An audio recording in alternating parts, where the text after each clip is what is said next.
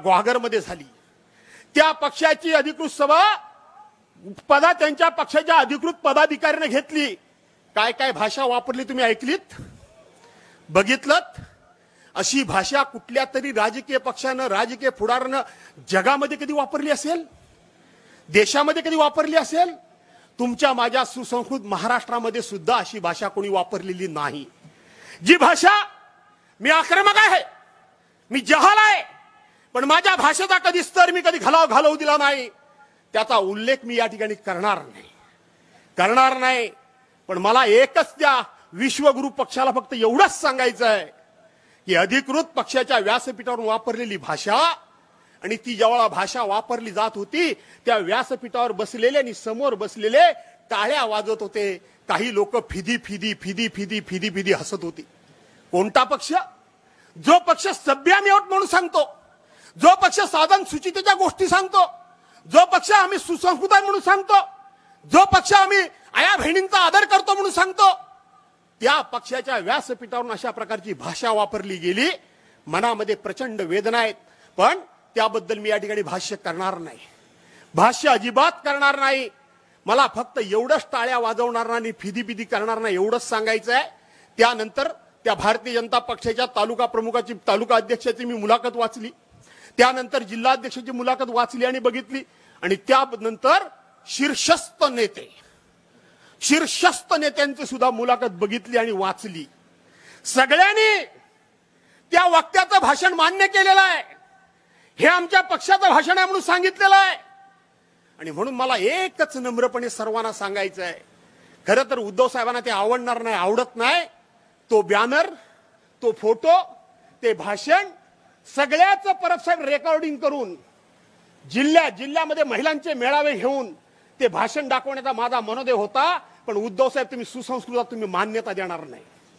अख्ख्या देशामध्ये, अख्ख्या राज्यामध्ये प्रश्न विचारणार होतो की हाच का तो सभ्य पक्ष, हाच का तो सोज्वळ पक्ष, हाच का तो सुसंस्कृत पक्ष अशा प्रकारची भाषा वापरतो। पण मला एवढंच फिदी फिदी करणारा सांगायचं आहे की त्या दिवशी त्या व्यासपीठावरून एक घोडा नाचवला गेला, एक घोडा नाचवला गेला। तो घोडा माझ्या आईच्या नावानं नाचवला गेला, माझ्या आईच्या नावानं नाचवला गेला। उद्धव साहेब, माझी आई स्वर्गवासी होऊन 10 वर्ष झाली, माझी आई हयात नाही, माझी आई हयात नाही। आणि म्हणून ज्यांनी कुणी फिदी फिदी हसत होते त्यांनी तो घोडा इथंच ठेवावा। ज्यांना ज्यांना पाहिजे, जेव्हा जेव्हा पाहिजे, ज्या ज्या वेळेला पाहिजे, जितक्या जितक्या वेळेला पाहिजे त्या वेळेला तो घोडा नाचवावा, जरूर नाचवावा।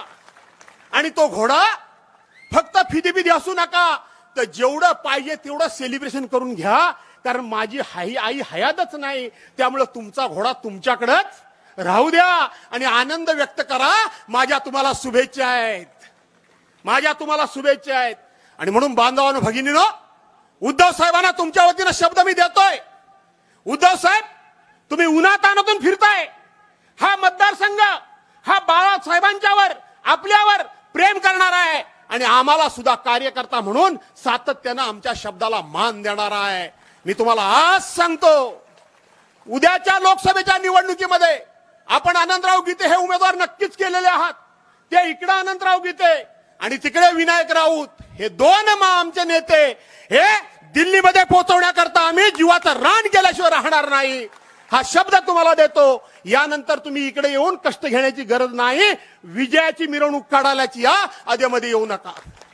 तिकडे माझ्याकडे उत्तर आपण विदर्भ दिलेला, पूर्व विदर्भ, ती एक रामचेटली जागा मी सारखी मागतोय, तिथेही जाऊन मेहनत करेन। तुम्ही ही मेहनत करत असताना मला अट घातली साहेब की भास्करराव, तुमची मला गरज इकडे महाराष्ट्रामध्ये कुठं लागेल साहेब, विदर्भ सांभाळेन, तिथेही आपला आता एकही आमदार नाही, 400 आमदार मी तुमच्या पाठीमागे उभे करेन आणि महाराष्ट्रामध्ये जिथं जिथं कुठं काम सांगाल तिथे तिथे काम करू। कारण हा मतदारसंघ हा पूर्णपणे तुमच्या विचारांचा, शिवसेनेच्या विचारांचा, गद्दारीच्या विरोधात पेटून उठलेला हा मतदारसंघ आहे। त्यामुळे हा मतदारसंघ फक्त फक्त निवडणुकीची वाट बघतोय. गद्दारांना गाडल्याशिवाय हा मतदारसंघ राहणार नाही हा शब्द आपल्याला देतो आणि आपल्या सर्वांची रजा घेतो. जय हिंद, जय महाराष्ट्र.